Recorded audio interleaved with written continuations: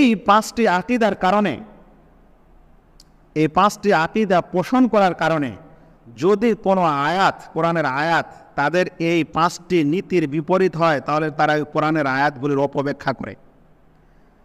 কিংবা যদি কোরআনের তাদের এই পাঁচটি নীতির বিপরীত হয় কোনো হাদিস, তাহলে সে হাদিসগুলিকে তারা অস্বীকার করে। সেজন্য মুতাজিলিরা হচ্ছে আসলে আহলে কোরআন।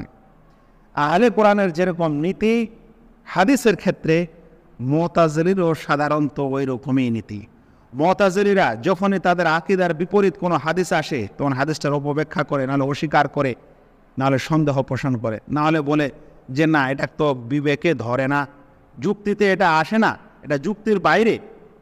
যুক্তিতে, কারণ যুক্তি তারা আগে করে আর দলিলকে তারা পিছনে করে দেয়। এটা প্রায় সকল বেদাতি সম্প্রদায়ের নীতি, তবে এদের মধ্যে সবচেয়ে বেশি রয়েছে।